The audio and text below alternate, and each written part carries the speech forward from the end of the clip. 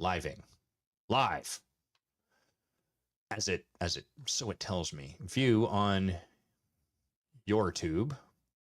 Let's also go ahead and view this on LinkedIn. Yep. And then just for good measure, let's also view this on Facialbook. You up to Facialbook? Okay. So I think what to do. Oh, okay. You're working good on YouTube. You're working good on Facialbook, but now the ultimate test. LinkedIn. I never know. LinkedIn, you crazy man, starting soon. I already started it, but I think that there's a delay. I think that's how this works. Let's just go ahead and assume we're working, and if it doesn't, what are you going to do? What on earth are you going to do? Welcome to Friday's live show. Good morning, everyone. A little sip of Teej, hot Teej. We're crushing some Earl Grey today. There, I said it, put it out there. I don't care. It's delicious. Deal with it. Pow. This is the new spicier Adam. He drinks whatever tea he wants. I refuse to settle myself or to censor myself when it comes to tea. I am done drinking the tea that the world wants me to drink, the woke mind virus tea, whatever that would be. And I'm just drinking Earl Grey, and I'm feeling great about it. So pay me a lot of money, and you too can say stupid stuff like this and really believe that it actually means something. Who are these two eyeballs right up here? There's two eyeballs that I can see. Put your name in a comment, and then it'll be fun. I can give you a shout out. All right, well, let's do our pre-live show check-in as we often do, which is to say, what the heck has been going on this week?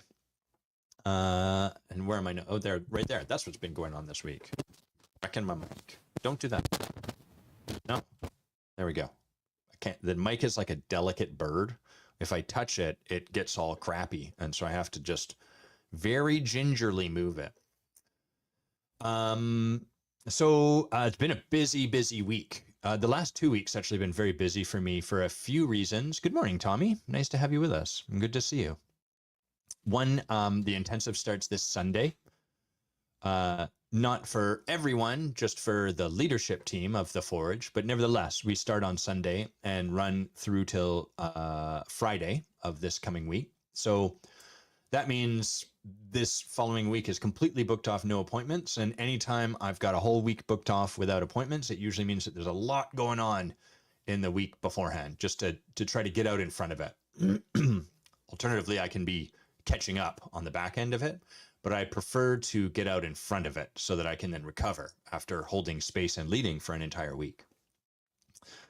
So I've ended up, there's a couple things that have been going on for me. One, I've been booking calls earlier than I might normally, 8 a.m., 9 a.m. Typically, I don't book a call until 10 a.m. so I have time to get up, exercise, write a bit, maybe read, maybe sit down and answer some emails, kind of settle in to work before I start putting my focus on someone, in a conversation, in a coaching, or just a connection call, or whatever it happens to be. That usually feels pretty good and important for me. And then what I find is when I move the calls earlier, it just requires a little bit more. I have to generate more, meaning it's not free. And the default that's going to be there is that I'll show up and I'll be tired by those calls. So that's what I mean when I have to generate. I don't mean that I have to do something in particular to show up on those calls. I mean, to empower a different structure like that, I actually have to show up and intentionally choose a way to relate to it rather than the default, which is going to be FML. Why do I have to get up this early? Man. So the way that goes is I get up at 6 and I look at my calendar and I'm like, call at 8, and then another one at 9:15, and then another one at 10:30. Why am I doing this to myself? So that's my default story about it. That's my default context. That's there for free. One sec, everyone. I just have to do something. There we go.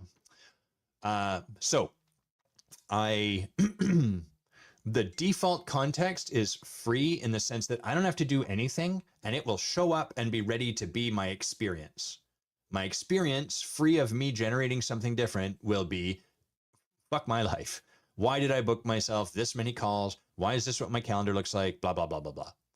So then I have to input some energy into the system, my life. I have to intentionally distinguish that that's the default. I have to recognize it. And then the choice I have in front of me is to choose a different way to relate to what's happening. So I can hold it like, there's a lot of different stories I could create. Like I can hold it like, I'm really committed to creating some really powerful leadership this coming week, some really powerful transformation, and this sets me up for it. Or I could hold it like the story sort of like, yeah, I'm a warrior training in the dojo, ready for like, the battle or whatever it happens to be. All these stories are made up. And so we might as well choose a story that's empowering to us. That sounds easy. The hard work is actually generating it in the moment, because what's actually easy is to just be like, screw this. Why did I do this to myself? So I've been doing a lot of that. I've been really putting a lot of care and attention on my well-being, making sure I'm going to sleep early. I haven't been drinking anything. I've been reliably getting lots of exercise and stuff. And then once we get into the week in front of us, it's a lot. It's a lot. So my well-being can sometimes take a bit of a hit. Nothing too big, but I won't get to exercise at all this coming week. I tend, when I'm leading, to drink more coffee than I would normally, which can be a bit of a hit to my well-being. So like, I set up structures to support that. I asked my leadership team to check in with me a lot to see if I'd like some tea. That's a way that I can get out in front of kind of my tendencies. And then I've got the entire weekend after the intensive booked off just to relax, just to do whatever I want to do without any need or anything like that. Oh, I should say the other big well-being thing that I'm up to is managing my email. So coming into this this week off, my hygiene with my email has been really, really good. When I finish a call and I have a half-hour break and I'm like, ooh, I could go and play video games or do something else, I sit down and I answer my emails. When I get up in the morning, I'm really committed to clearing out the emails so that I don't have a big pile of emails that shows up. And that's going to happen anyhow over the course of this coming week, but better to have that as little as possible. And part of why that's important for me is seeing a lot of emails in my inbox creates some anxiety for me. The way it occurs for me is a bunch of unfinished tasks or unopened loops, to use getting things done terminology, sort of stuff I need to do, but can't yet do. And then it just sits there like hey, you should do this. Hey, you should do this. And I think probably most of us know this experience when there's like a thing we know we should do and we either can't or aren't doing it. It feels bad. It occupies some of our mental energy. And then it just pulls a little bit away from our full capacity to be present with anything. So the more I can clear that out and have that handled ahead of time and then set up an autoresponder so people know, hey, I'm just not around for this week, the more I can be fully present and in the moment with the people that are showing up in Victoria to do work with us. Okay, cool. Tense about to start, nailed it. Preparation, nailed it. Well-being, nailed it. Work I'm engaged in personally. Lately, a lot of my work has been like sort of the work with myself has been around, I think I might have shared this last week. Maybe not. I can't remember if we did. I don't think we did a live last week. That's right. Last week, Bay and I went away for the Evergrowth retreat. I'm going to speak briefly about this, my work, and then we'll bring Monica on.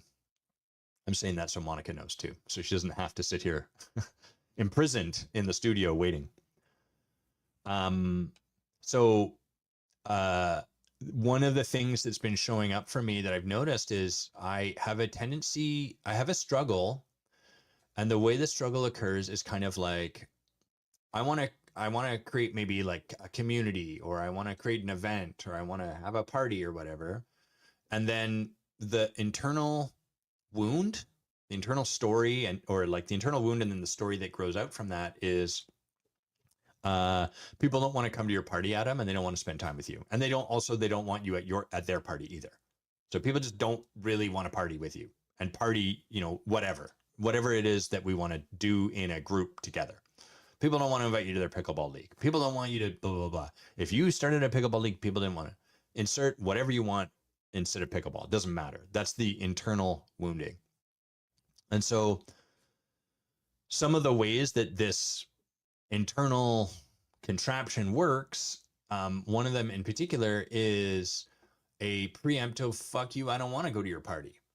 And what that does is it kind of protects me from the fear of being rejected from the party I want to go to. So if it became painful when I was young to want to go to a party, to ask to go to a party and be given sort of like, maybe, and then not invited, that's going to hurt.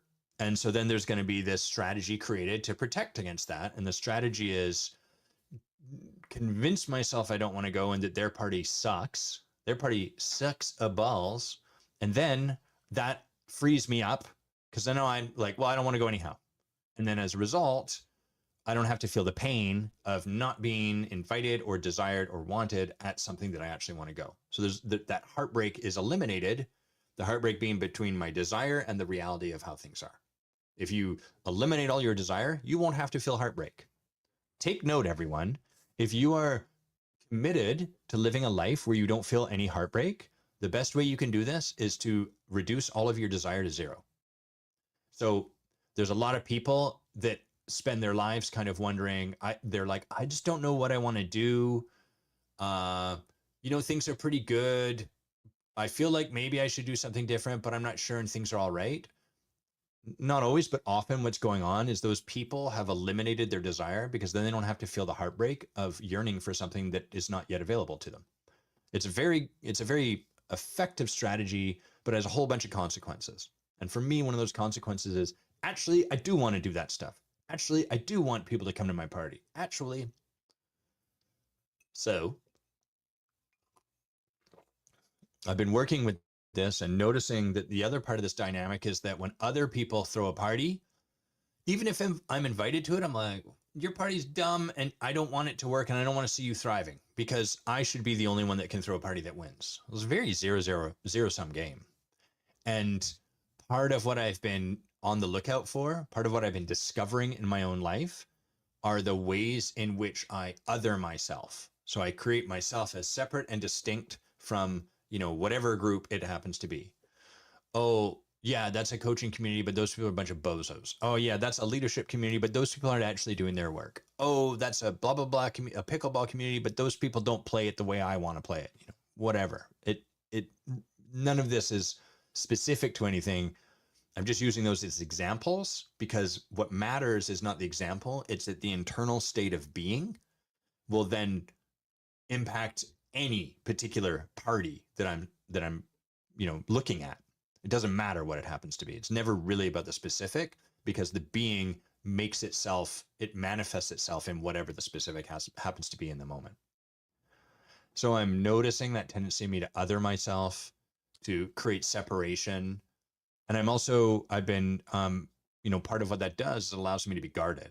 And I've been taking on a pretty regular practice of checking in with myself to notice like when most recently was I guarding myself from something.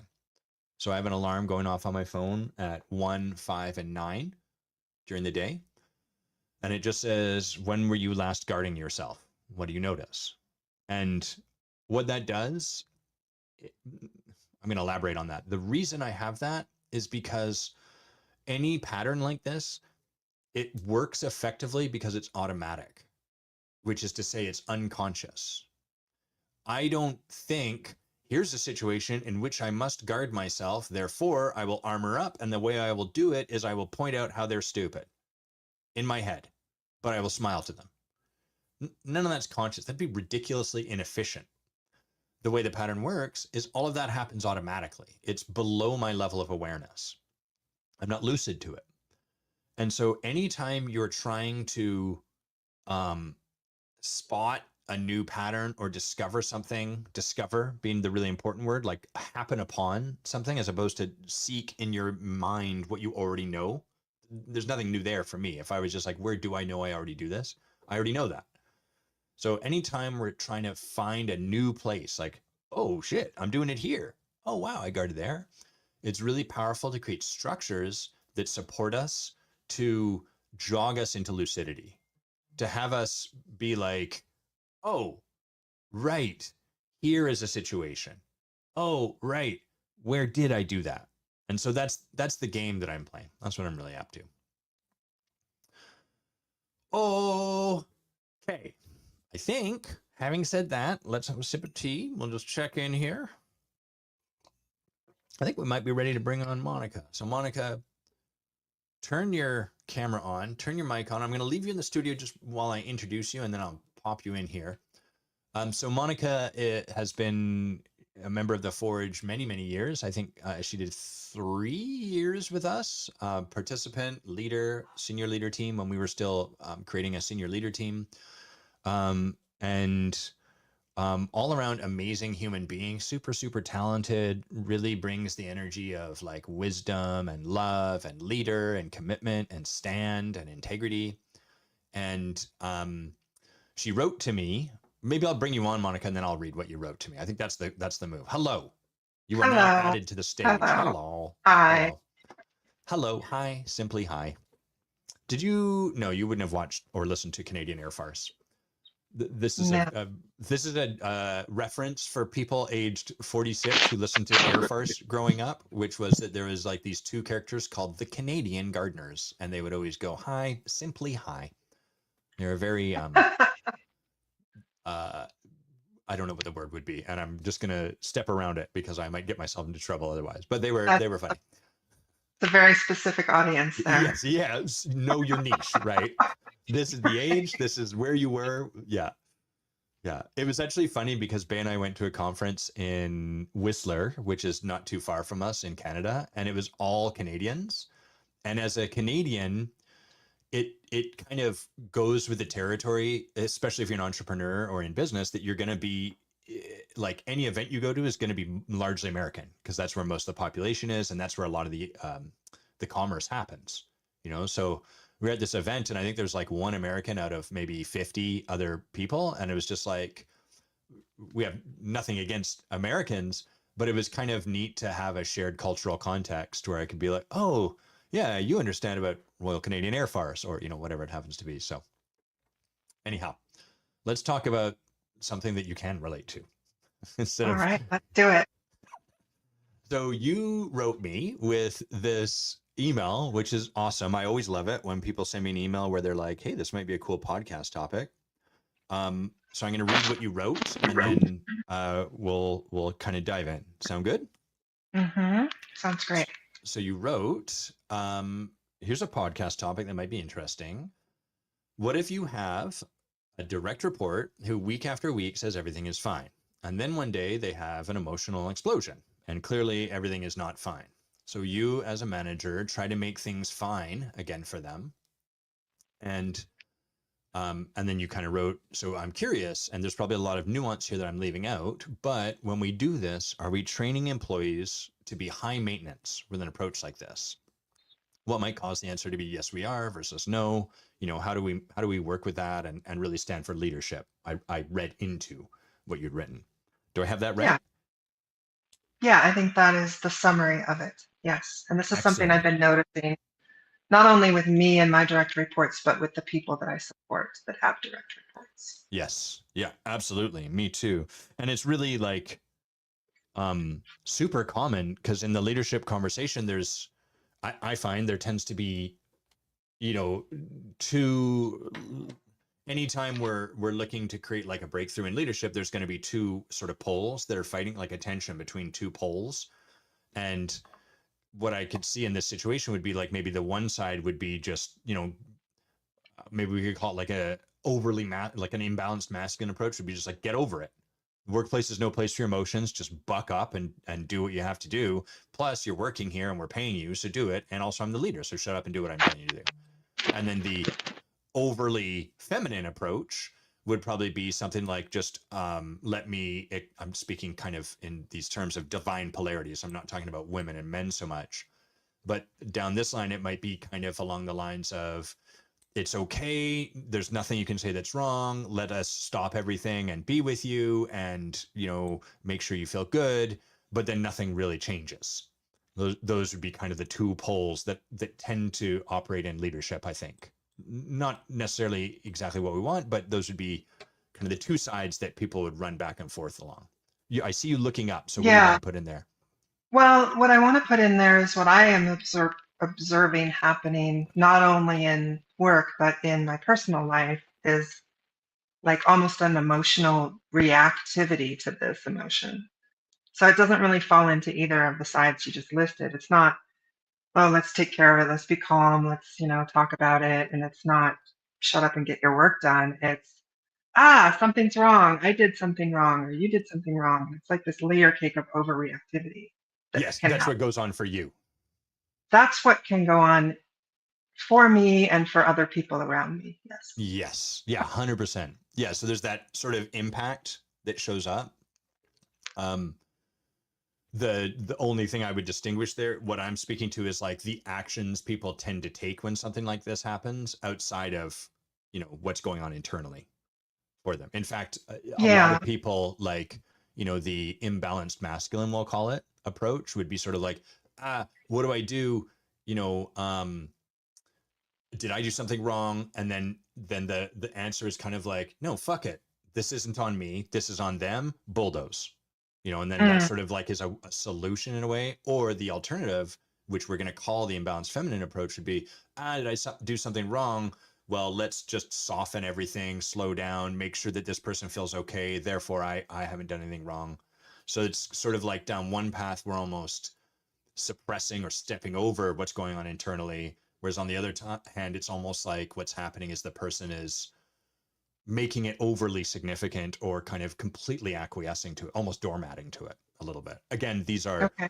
these are what's the word? Like it's hyperbole. We're pushing these out to the Sure. Sure. extremes. Yeah, yeah, Yeah, that makes sense. That makes yeah, sense. And in an organization, it can be layered too. Like, well, I'm just going to give an example from my personal life recently. yeah. And I was on a use big, full names, please. yeah, Just I kidding. will do that. I'm going to try to shorten this, but I was on vacation with some people, like a big group, and one person got upset because their food, like somebody accidentally unplugged the refrigerator and their food got warm. Mm. Pretty sure they're not going to be watching this live. Anyway, they were overreacting like, I have to leave today, I have to leave this vacation, and my food's ruined, and there's hundreds of dollars of food that's been ruined. And then the group was like, oh my God, let's all chip in $100 for this person, like immediately. Yes. And then I was reactive and I was like, stop it, you guys. Her food's only been getting warm for an hour. Let me go figure it out. You know what I mean? So it's like I was judging my friends for reacting, but I was also reacting. Yes. Yeah, that makes I don't know complete if that's, sense. hmm Yeah, so down these two like mm, metaphoric poles we've listed, what do you like? Where would you place the response? it feels like a feminine response, but it's like a very fast sort of emotional kind of a thing. Hmm. And maybe mine was maybe more of a masculine response, like, no, there's nothing wrong here. Let me go fix it. Yeah, So yeah. We I want to be super clear. Because I've introduced the terms, not you, Monica, but me, because I've introduced these gendered terms, that can be a bit of a trigger for people. And I want to be really clear. This is no, I am not saying that women respond this way and men respond this way. I'm saying that in terms of the um, polarity of energetics, the masculine polarity, you could also call it like the positive pole or the negative pole, but we tend to use masculine, feminine. That is a directive, focus on goal, linear, kind of somewhat penetrative, make the purpose the top thing kind of approach. And the what we're calling the feminine approach would be sort of like feel what's present in the moment, let go of the purpose and where you're trying to get to, descend into the moment. So that's kind of like the energies we're trying to talk about. And then on top of that, um, we're talking about imbalanced versions. So it's not that either of those is bad either, but there's a transcendent way to work with those that allows for a lot more. So now that I've done all of that caveating, we're going to kind of move away from that anyhow, because that's not really the purpose of what we're talking about. At least I got to Right. like make some kind of mess, probably. You Okay. got to sound smart for a minute. Hopefully. God, I hope so. So okay, so you're the first thing you shared was sort of like the internal response that shows up, which is like, what have I done? Something along those lines. Yeah, I think overreactivity, yeah, going fast, having an emotional response. Mm-hmm. Mm-hmm. Yeah. Cool. So what would your like if this happened, what before you did anything in response, like they have their experience and then you have your internal emotional response. Hmm. What's your default in that situation? And then I'll share mine. My default, like unevolved, Yeah. kind of. uh, I think it's to blame myself, like I did something wrong. Nice. Yeah. I find I've got like I'm having a hard time actually separating them. I think what happens is I blame myself, like, I did something wrong. And then very quickly internally, I think what happens is gather facts, put together information. Aha, here's why they're the dumb dumb. And Hmm. so feel internal state of hurt and then start to like circle the wagons and grab the legal justification and documents, and here's the dossier, and the dossier that I provided you proves that you're the idiot, and all of that stuff. I'm very Yes, effective. I can relate to that very much too. Yeah. Yeah, cool. Yeah, it's super interesting actually. As an aside, you've been in a lot of this work too. One of the things I notice when offering people feedback sometimes just on what they've done is that they'll go to explaining why they did what they did. So, like the feedback will be like, hey, here's the impact of what happened. And they'll sort of explain, well, here's why I did it. Basically justify the action they took. And when we're working at this high level of leadership, it's that need to justify tells us that they're defending. And so we want to get Right. curious, because what are you defending against? Not like they're wrong to do so, but more really genuine curiosity. What is it that has you defending? Because truly, none of this feedback is that you did something wrong, provided we can really deliver it that way. So what do you need to protect yourself from? Hmm. Anyhow, Hmm. so internal state, yeah. And then you said sort of, okay, maybe one of the things as a manager is to try to make things fine again for them. What can you share more about, like, how that might look? Yeah, that might look like giving them extra time. It might look like trying to give them what they ask for or what they say they're not getting. Kind of bending over backwards, making Mm. special arrangements for them to make sure they're happy because Uh-huh. there's a fear that oh, if they're not happy, something's wrong, or they Yes. might leave. Yeah, totally. Like it's almost like the thought to me is sort of like we start to walk on eggshells, or like, become guarded, or very like you said, coddling, Hmm. kid gloves. Well, I don't want to cause any more problems. I don't want to ruin it. I don't want to upset this person. They might leave. And I think often some of the ways people can feel in this situation is like held hostage. Hmm. Is that accurate to your experience, or do you have a different one? Yeah, I think that has been my experience. And in particular, that was an experience of somebody that I wasn't leading, but that I was supporting the leader of that person.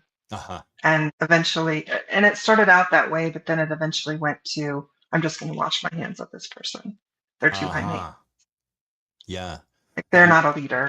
They don't have the ability to be a leader. So I'm resigning from being their leader. yes, let's drill into that, because that's so emblematic of leadership in the corporate executive world, in Hmm. my perspective. So it's basically this person had an outburst or an experience. We'll call it an experience to be really generous. Like there was an experience they had. They got presumably like, overwhelmed. Their capacity to be with something was overcome, and then they Hmm. had their whatever their response was in that moment. In this case, it sounds like kind of like an emotional outburst or whatever. Hmm. So then the leader is like, well, I don't know what to do. Start like we're trying to hold this person with kid gloves, and eventually it becomes, well, I'm walking on eggshells around this person. This just isn't working. They're not a candidate for leadership. If they were, they just wouldn't do this. And therefore, see you later. So Yeah. what are your thoughts about that? You've got plenty of leadership training under your belt, Monica. Like, what are your thoughts about that? Well, I don't think there's a recipe for it. If anything, I learned in the Forge in 3 years was that, well, this might be a bit of a detour, but that I personally have a strong right wrong context. Mm. And so I tended to, in the past, look for, I'm doing it wrong, they're doing it wrong, this is all wrong, and I need to make it right. Uh-huh. Right. And I think what came along with that was a little bit of the myth that there's a right way to do leadership, that there's a flow chart or a formula.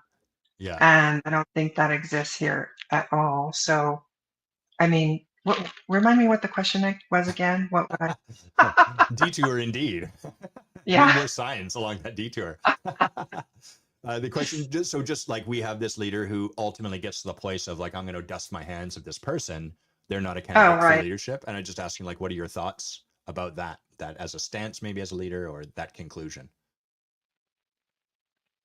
Right. Well, as a stance, I stand for anybody can be a leader if they want to be a leader.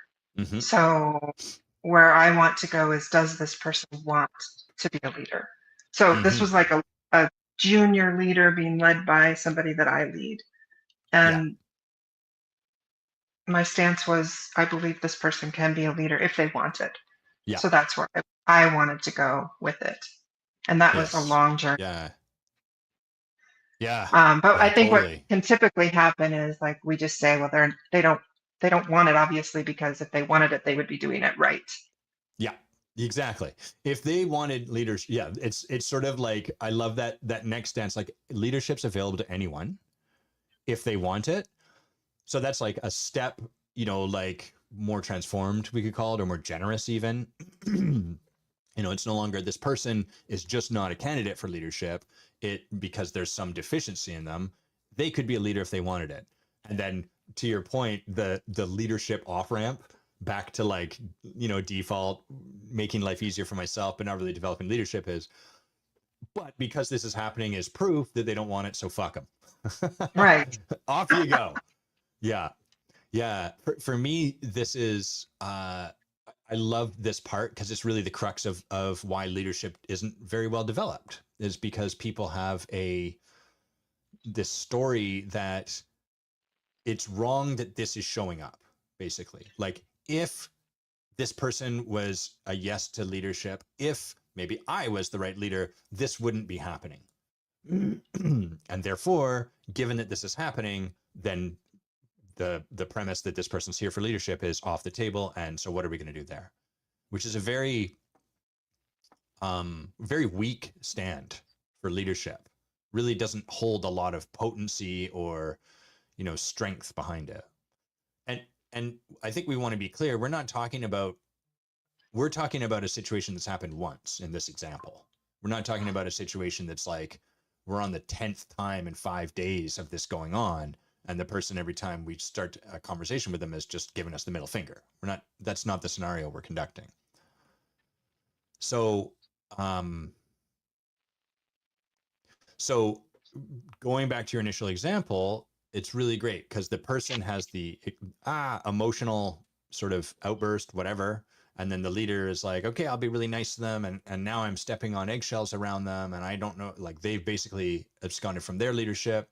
The other person feels better, but really there's no growth there for them.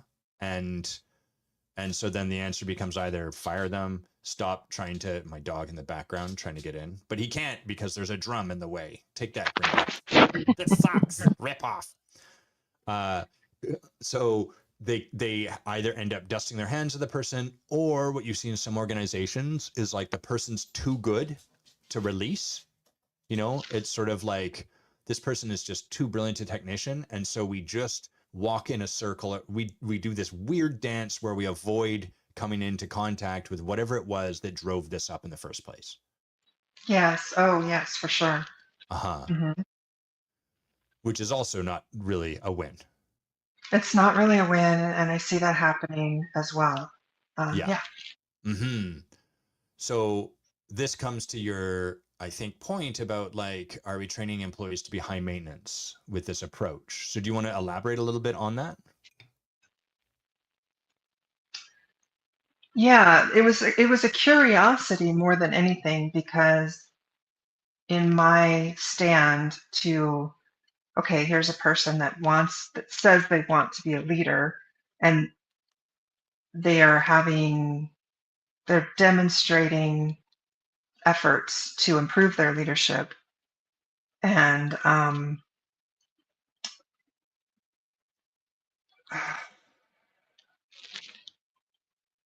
and I'm getting, I guess in that case, it's hard to talk about this without a lot of specifics, but if I'm getting sort of feedback like, why are you putting so much of your time into this person? Uh-huh. We Yeah. should just put them on a performance improvement plan and be done with it, kind of a thing.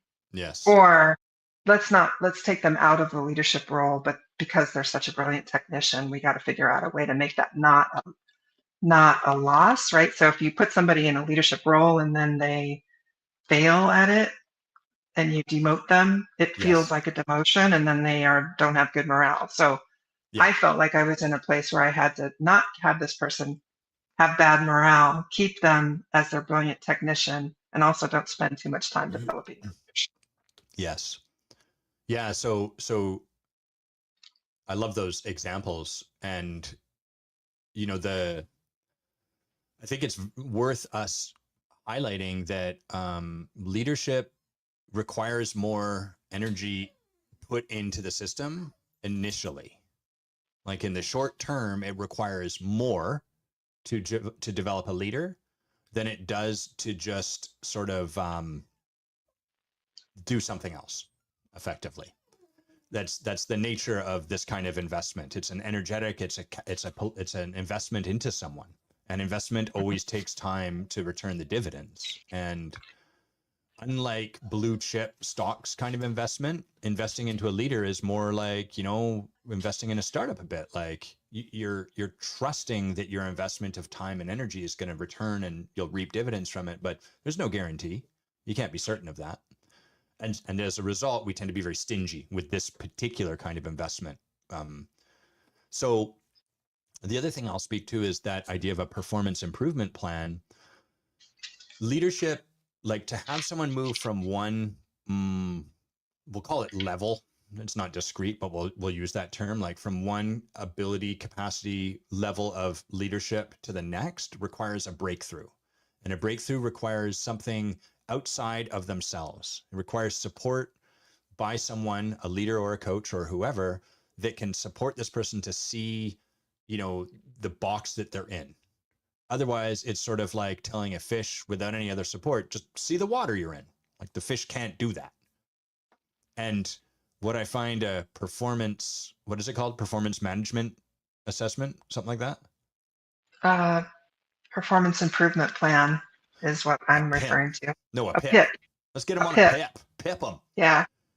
So the thing I noticed with performance improvement plans is they provide like, here's, you know, what you need to do. This is what you need to work on. Off you go. And then we're leaving it. So it's sort of like, hey, fish, here's what you need to do. You need to walk on land a little bit more. And you need to spend a little less time swimming in water. And you need to do this. And then off you go. We've done our work. The fish can't do that because it can't see outside of its box. And so putting them on this performance improvement plan is a little bit, it's that kind of over imbalanced, hyper masculinized approach to leadership. It's a little bit bulldozing. Just fucking do it. Here's what you got to do it.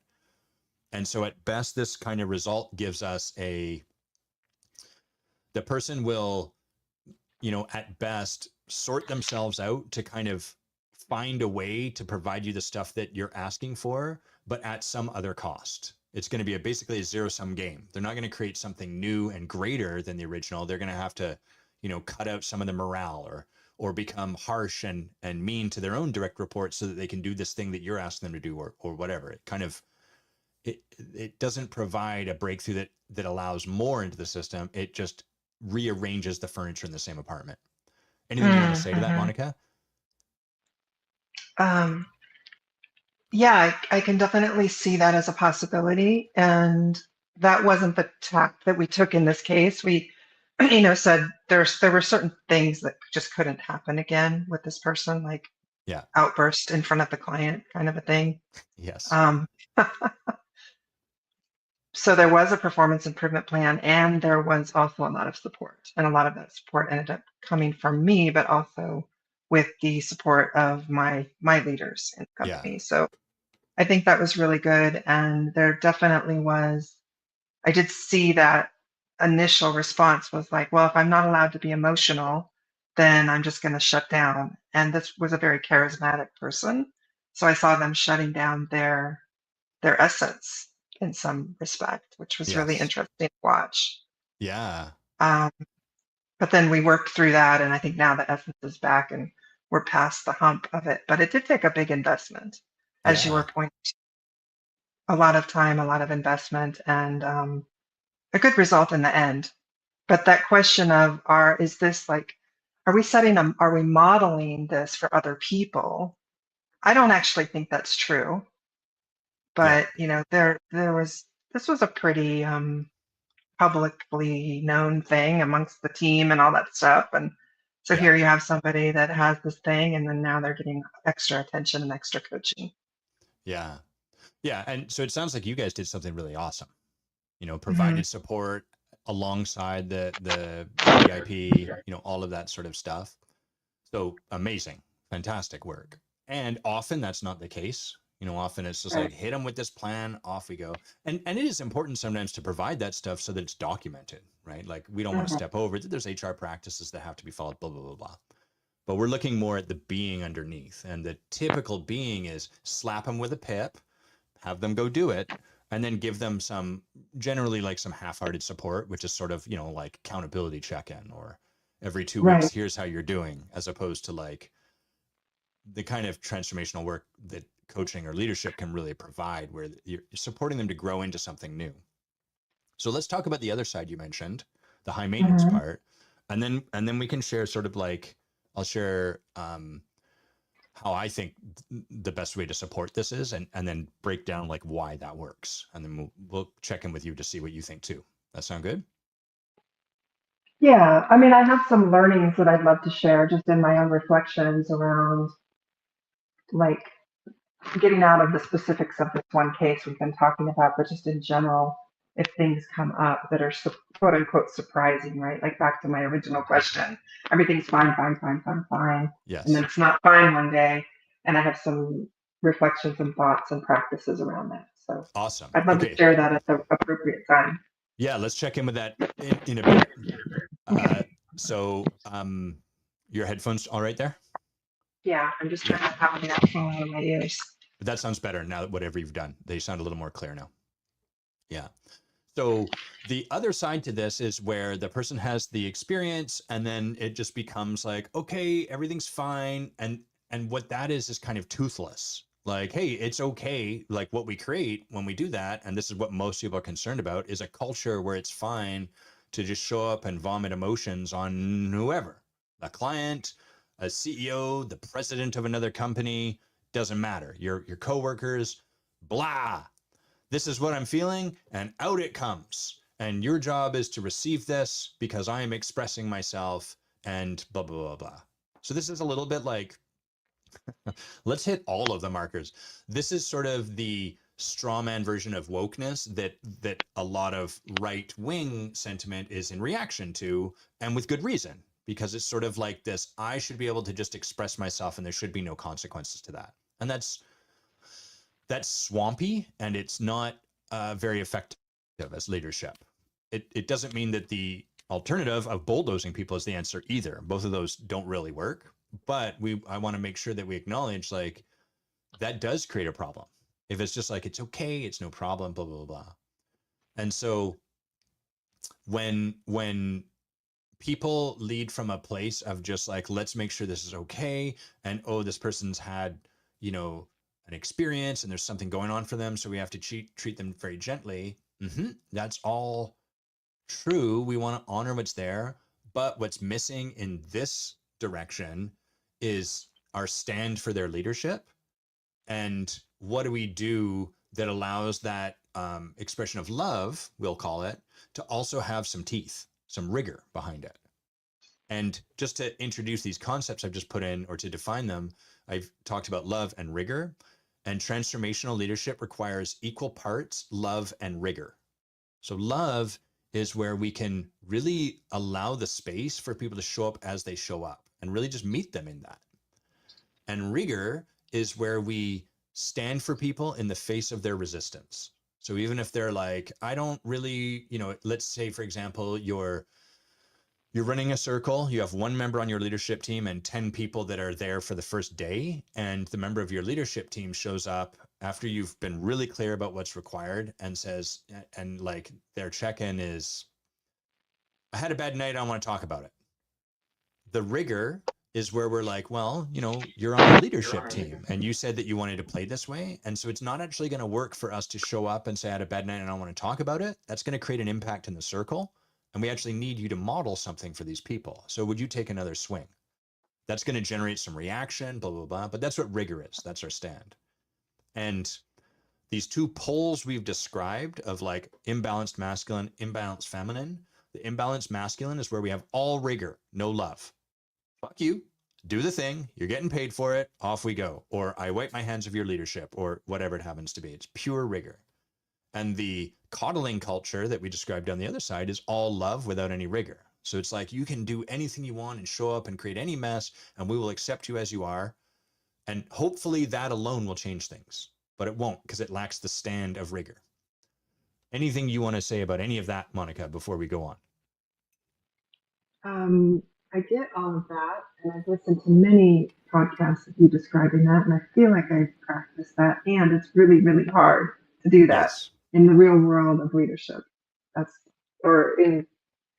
I take a stand of I'm a coach as a leader, and I also am responsible for getting a lot of projects done, and it's really hard to Yes. do that. Not that Yes. it can't be done. I'm a believer. Yeah. But yeah. Yeah. I mean, if it was easy, everyone would do it. I'd have no job. You'd probably have no job. This work wouldn't exist. People would walk around transformed all the time. We Right. wouldn't have all the wacky leadership that we have in the world. So I really want to underline what Monica's just shared. Like, it is hard. And there's no rule book for this, because the balance to bring between love and rigor is continually it's changing moment by moment. And so we can't say like, well, I brought 75% rigor and 25% love, therefore I did it right. We can only learn from the feedback we're getting from the world around us as we're in practice. And that tells us we got to practice. Just like the only way you can really discover how to ride a bike is by getting on it and learning from the feedback you get from the world around you as you try to ride. Oh, the ground hit me in the face when I fell off the bike. Okay, I got to turn a different way in that moment. So that's the practice. Yeah, go ahead, Monica. And that's kind of like one of my main learnings from this is like when something surprising happens is to, rather than react, get curious, take responsibility, not responsibility as in blame, but just responsibility to dig in and like get the feedback, to try to understand, and really think about what was my part in this. Nice. What about it with my relationship with this person created this that I can kind of like look at and maybe own. Very cool. So I'm going to share sort of my thoughts on what there might be to do and how we work with this, but like, what were some of your learnings that you took away from this? My main learning is slow down, right? To try to not be immediately reactive, because when somebody else is reactive, that causes me to be reactive. That's my default. We talked about that a lot before. So just trying to breathe, maybe give myself the right to take a pause, acknowledge the other person and what they're feeling, but not try to jump into problem solving mode too quickly. I've learned a lot about the culture of this company that I'm in that I think is probably typical of most cultures, is like, especially with like engineers and stuff, maybe that's a stereotype, I don't know, but there's such a strong problem solving culture. Yes. Like, oh, something's wrong, let's solve it, let's jump to solve it as quickly as possible because we're all super busy and we got to get on with the next, blah blah blah. Yeah. So I think slowing down is really, really the main lesson for me. I think then if you can slow down all the other things like looking at responsibility versus blame and curiosity and relationship and trust and trying to support the other person in collaboration with them becomes possible. But when you're going fast and jumping into like, there's a problem, let's solve it as quickly as possible, you lose those opportunities. Hmm. Yeah. Yeah. I mean, slowing down is always pretty much always the thing because most of us, well, not, I shouldn't say that. It's never always.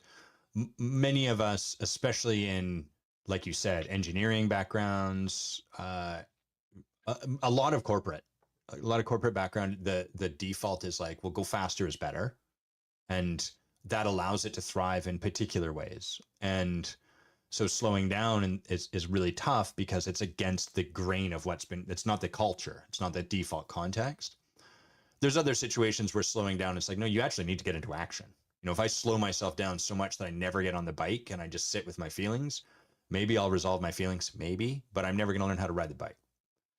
Yeah, I'm talking about slowing down from like 30 seconds to 5 minutes Oh, I'm in the clear. heat of the moment. Yeah, Yeah, okay. super clear. I'm just speaking to this really broadly before I Yeah. come to what you said, which is the thing I want to acknowledge because I love what you said is if we are going to slow down, that sounds so good. Yeah, why don't I just slow down? Yeah, of course, yeah, I'll just slow. Yeah, okay, great, thanks. Check that off my slow down. But there's a cost to slowing down. Aside from things will take less time, and the cost tends to be that we have to then feel more discomfort.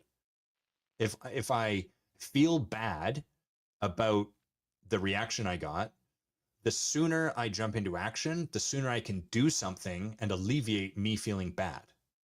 If I slow Mm. down, if I take a breath, every breath I take actually allows that I feel bad to metabolize further into my system. It actually, I mean, there's a lack of defensiveness we practice, right? To allow, okay, can I be with this feeling of I suck that's showing up for me right now? That's actually how we heal it, of course. But so that it requires a stand on our part. Like I'm going to stand for something that is greater than my resistance to feeling bad. So that's the first thing I notice. Mm. And Yeah, that's really good. yeah, and then that applies more broadly, right? Like if we slow down, then we have to be with the discomfort of the culture of like, but this happened and what are we going to do about it? And, we have to allow ourselves to feel that. So it sounds simple like most things, but it demands something from, it's more in energy, right? We have to put in more energy because the default state is do something about this to solve it. And that will kind of require much less energy. We tend to be fairly efficient at that, but it doesn't actually change the way it goes. Mm-hmm. Yeah. I didn't think about that, Adam, but I think that is like the crux of the challenge here in a lot of cases. And, I sense it in myself and I sense it in other people when they get uncomfortable. Like Yeah, me people too. hate to give feedback, and so they just like blurt it out and then run the other way. Yes. Yeah. Yeah. It's funny. I'm sure you've noticed this, in the Forge, often when people are practicing leadership, we remind them to breathe and they go, there, I breathe. Okay, hurry up and give me the rest of the feedback. It's like, no, slow down. And that breathing, it tells us everything because it's just like we want to rush through it. We want to stay closed. And anytime we slow down and breathe, we let go of some of our defenses. We open up a little bit. And so for anyone listening that's looking for a practice like, okay, slow down, whatever, you can set an alarm on your phone, especially if you know you're going to be going into a conversation that's going to be uncomfortable or a bit scary. You can set a little alarm or a post-it on your computer or whatever to remind you like, hey, how is my breathing? And the way you want to answer that question is not with good or bad. That's useless information. That's just a judgment. Is it deep? What's the texture of it? Is my breath down to my stomach or is it like how far into my body is it? And if you can practice, if you notice it's shallow, if you can give yourself a simple single moment of breathing a little bit deeper, that's the practice of slowing down. That's where the gold is. Very Yeah, cool. that's really, really good. And hadn't quite thought about it that way, but that's my learning. That's the goal for me in this Uh-huh. live. So thank you. Super cool. Well, here's what finally the response to your question, which was like, are we creating? So I think if all we do is, oh my God, are you okay? If we do just love without any rigor, then yeah, we're actually creating a high maintenance culture. And further, we're creating what we call in this work a clearing for more of that to show up. Which means if employees see this one person show up this particular way and there's no consequences, there's no addressing of it, all that happens is it's okay. Thank you for sharing that. Then what they learn is, oh, that's the way to be. And it creates a clearing in which people either are blasting that stuff everywhere, as well as a clearing where the people that are like, come on, what's going on, learn to suppress that. So you end up with this clearing where people are either completely barfing, vomiting emotions on other people around them, paired with a culture of, and if you have an opinion that shouldn't be happening, just don't say anything about it because it's not welcome here. It over time becomes high maintenance and toxic. So you get people quitting that would actually say something. The people that would prefer the all rigor, no love approach, they're going to leave. And the people that prefer the all love, no rigor approach will stay. If you do it the other way, you get only the people that are going to be like, buck it up, stop doing that, that's wrong. They stay. And the people that are like, I'm having an experience I don't know how to be with, and I'm not willing to just continue to censor myself at work, those people will leave. So either way, not the best result. So Yeah. the practice, and this is what we teach in the Forge and what you've led yourself, Monica, so I know you know this, is for us to first meet the person where they are. So, we got to put out the fire first, right? If the client's like, what the fuck was that? We got to meet with the client, apologize, clean up, blah, blah, blah.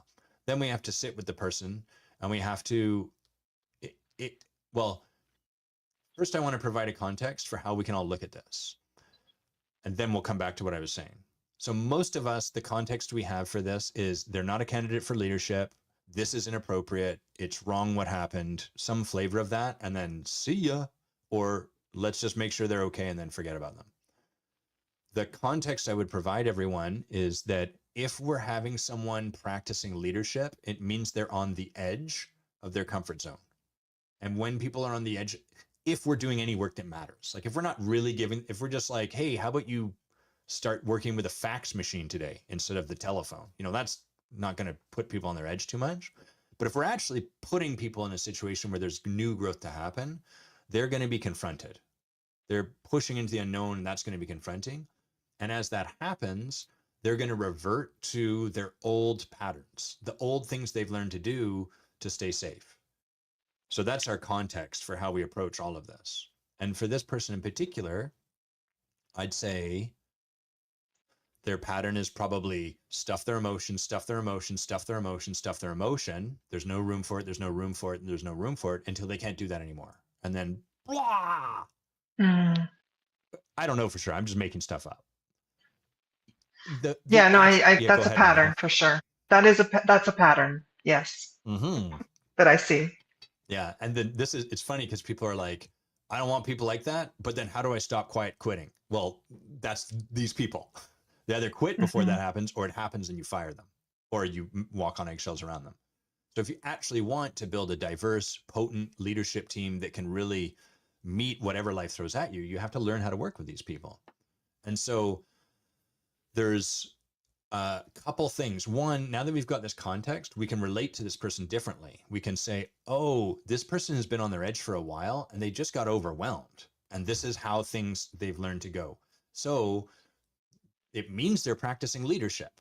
And now there's some work to do. It doesn't mean that the work's done and we leave it, but there's some support to have them step beyond this. And the way we'd support that is, one, just first meeting them, dropping the idea that we need to get them somewhere. This is the part that's all love. Really listening to what's going on for them and understanding.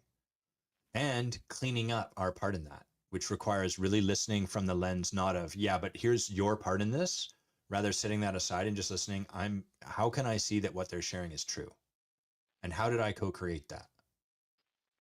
Oh, I can see, and this part requires some humility. And like you said, Monica, slowing down and being willing to feel uncomfortable. And if we can do that, we can start to listen like, I can see how I actually stepped over this person's earlier emotional response or like just feelings about something 5 times before we got here. I can see how I just assumed that there was nothing there when actually there might have been something for me to check out. I can see, who knows what it is, but this is our work, is to see like, how did I co-create this? And Right.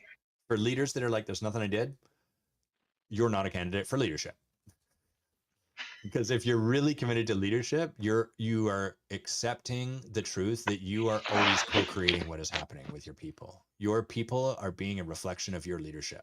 How they're showing up is a reflection of your leadership.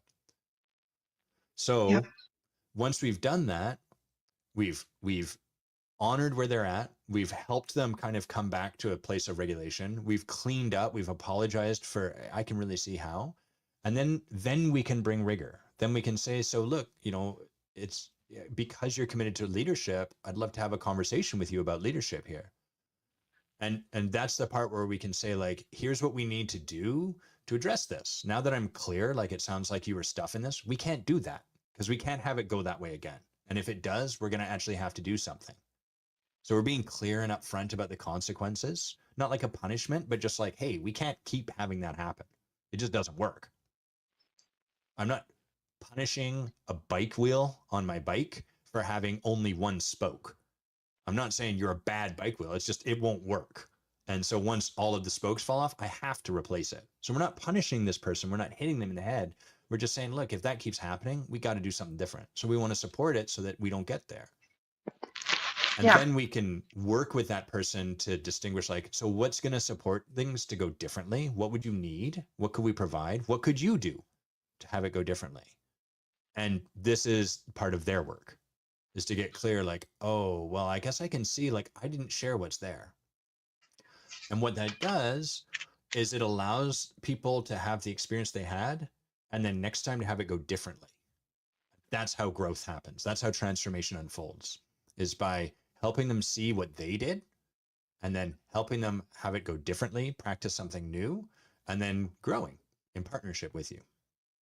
So when we do that, I'll say this part, Monica, and then I'm going to check in with you and see if there's anything you want to put in. But when we practice that way, what happens is that we create a culture where there's room for people to learn. There's room for them to maybe get a little messy, but also whenever that happens, we all learn from it.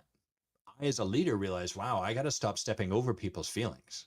I actually was hitting a little close to home, frankly, because I step over my feelings. So of course I tend to step over other people's. I'm always practicing that. So we learn, oh, I can't keep doing that because this co-creates this. And the other person learns, I got to start being willing to come to my leader and trust them enough to share something. I can't keep pushing that down. And what that does, in addition to allowing the whole organization to grow, it has people see like, oh, when something like this happens, we don't just, there's no consequences. Like, it's not that there's nothing, we just agree or whatever. We actually discuss it and we work through it and we actually turn it into a win. And that creates a very different culture than the one where we just coddle someone and create that high maintenance. Mm-hmm. Okay. What do you want to say about any of that? You can disagree with all of it. You can agree. But what are Oh, your thoughts, Monica? I agree. And I guess the thing that's new for me here, or coming to like a real distinguished place, is like the transition where, okay, this can't happen anymore. And now when you said something about we can be a stand for their leadership, I don't know that you said this, but it was like, oh, I need to make that transparent. Like I need to make an agreement out of that with my Mm. direct reports or with whoever I'm, supporting their leadership. Like make a direct agreement. Like, is it okay do you want me to support your leadership? Because then we have that agreement. And then I can, when I see them, backsliding or whatever, I can offer that from kind of a clean place. Yeah, like an Um, agreement from an agreed upon place. from an agreed upon place, right? Yeah, Not yeah, a judgmental place or a something is wrong place, but yes, just I'm here to support you and your leadership, and we agree that that's what they want. And I think yes. that's in there somewhere, but I agree with everything you just said. And we got to speak to like people listening now that are like, They made an agreement with me, and when I reflected their leadership to them, they had a reaction. They're not candidates for leadership. No. creating P.S. Yeah. creating Monica knows this very well. In the Forge, we create a whole bunch of agreements right at the start. We spent what, like an hour and a half on it, right? Hmm. It's a long time. Hmm. And as we create these agreements, and they're like, we agree to handle our own scandal before we show up and offer feedback to other people. We agree to do X, Y, and Z. We agree to trust our leaders so that we can get the gold they have for us rather than continue to point how they're not doing things the right way, blah, blah, blah. We create all of these agreements, and then inevitably people bump up against them and step over them, transgress them, we could call them. And that's just the nature of making an agreement. And it's sort of like when people make a boundary and then they're like, this person's violating my boundary. They're a bad person. They should be doing something. No, it's not. The boundary is not about that other person agreeing to it. It's about you deciding where you're going to stand. And when they cross that boundary, you take an action. And likewise, an agreement between two people is, we're going to make this agreement. Oh, here's that point where we actually have to stand for that agreement. And I'm going to bring to you some leadership feedback, and you're going to have a reaction to it. And that's okay. We just have to remind each other, oh, we agreed to this. Are we still a yes to this? Okay, great. So it's expected that people have a reaction. That's why we make the agreement in the first place. Right. It's so great. And the other thing I loved about what you said is like asking them, okay, here's some things I can do to support you, but what do you see that you can do Yes. to improve or with your own leadership, that kind of thing. Yeah. That's a part that I often overstep because I tend to have that default of I'm doing it all wrong. Right. So you want to provide the, yes, Yeah. It's amazing how much it requires, like, operating out in front of our internal shitty stories about ourselves, right? That are always there. There's no way of getting past those. The real leadership is like making these requests, offers, whatever, knowing it's going to be a little bit of a trigger for the part that's like, you're doing it all wrong, whatever. Yeah. Mm-hmm.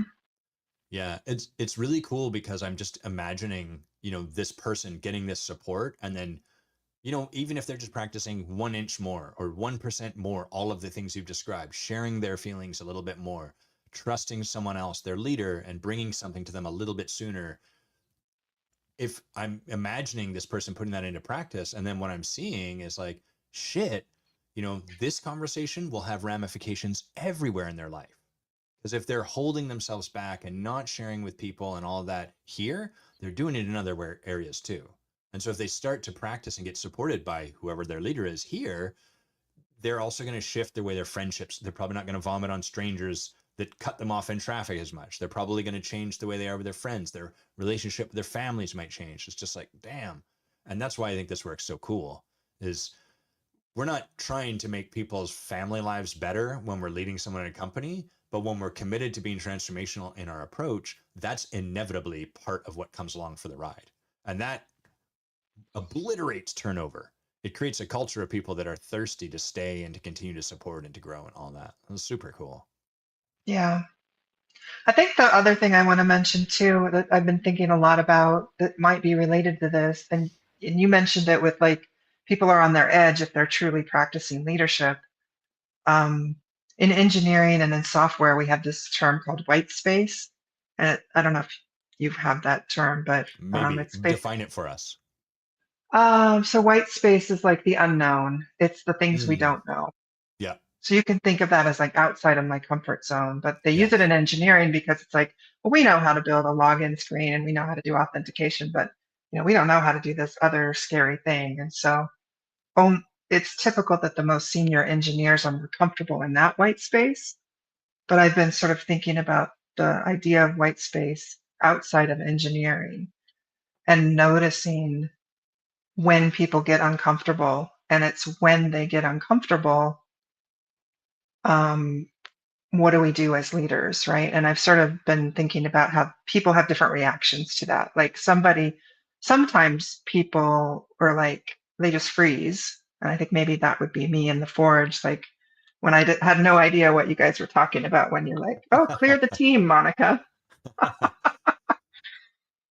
So one reaction is to freeze. Another reaction is to grab the pen and start, like imagine you have a big whiteboard and you put somebody in front of it and you say, draw the thing, and some people will grab the pen and start drawing. Yes. That's kind of rare, honestly. If they're, it's common if they're comfortable in that sort of like meta white space area. But like it's comfortable for engineers to do that, but take an engineer and have them do something new in the world of leadership, it becomes a scary, really unknown place, if that makes sense. Yes. Yeah, So some absolutely. people, yeah. And then the other type of person will say, I don't know this, you draw the thing. Like you take the marker, Monica, and draw the thing, and then I'll start drawing, and then they'll grab the pen and they'll say, that's wrong. It's like this. Yes.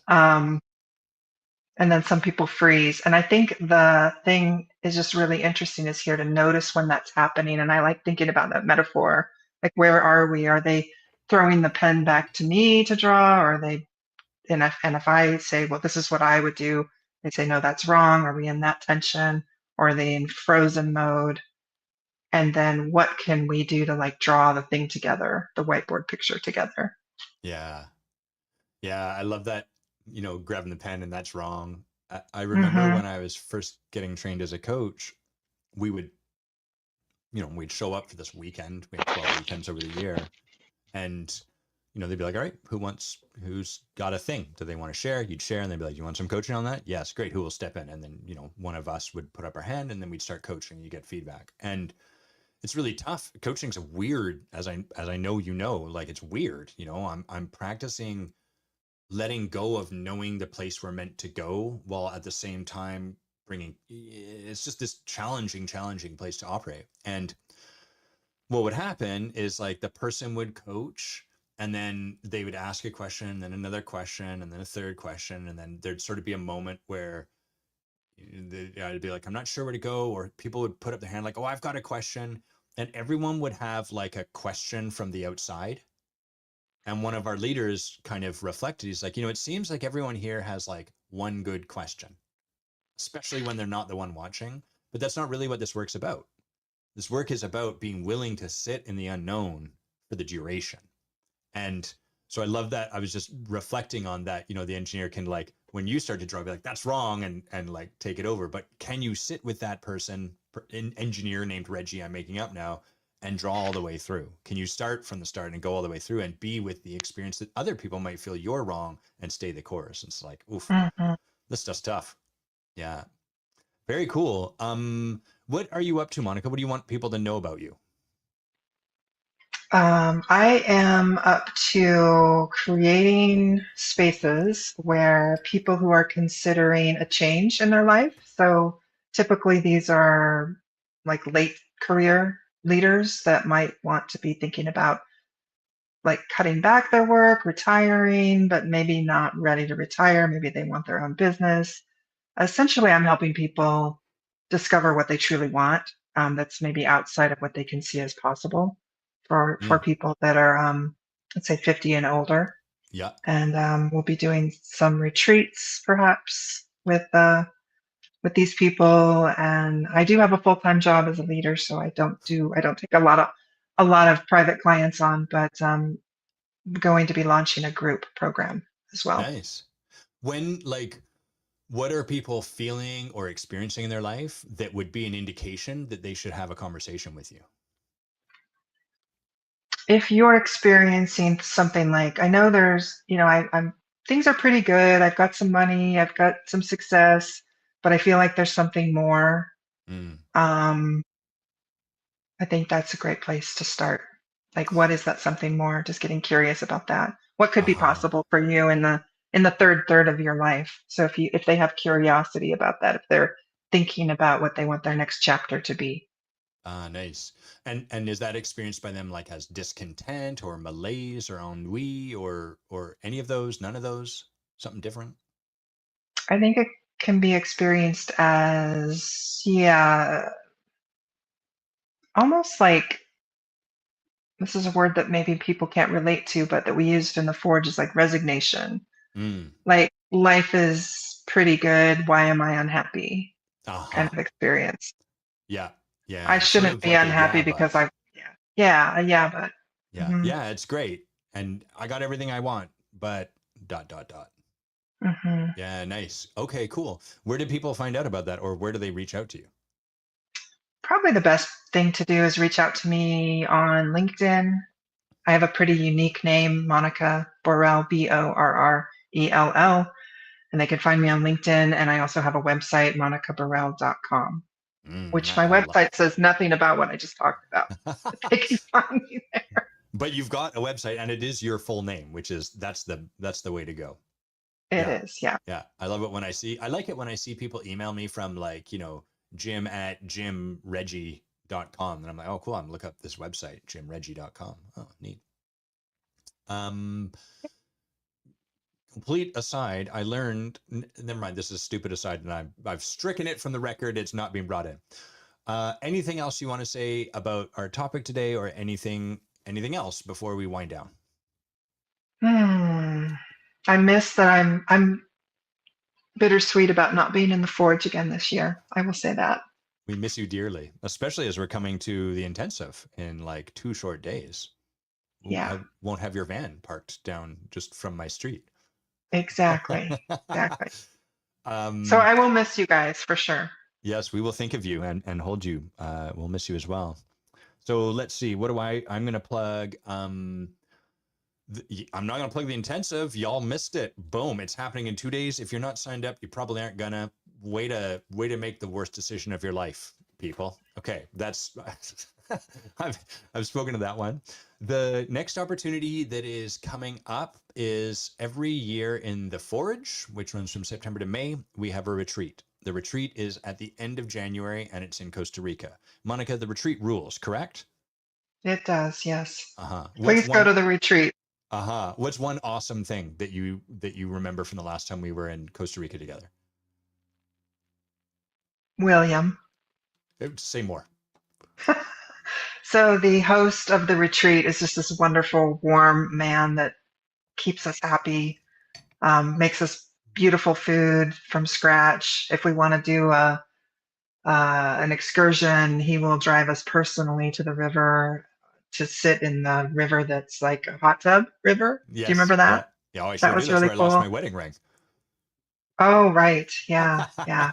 Yeah. Um, so that's gorgeous, and the property itself is just really gorgeous. It's gorgeous to be in nature. I love being in the tropics where the warm, the air is warm and a little bit Yes. moist. It's just so good for my skin. So there's that too.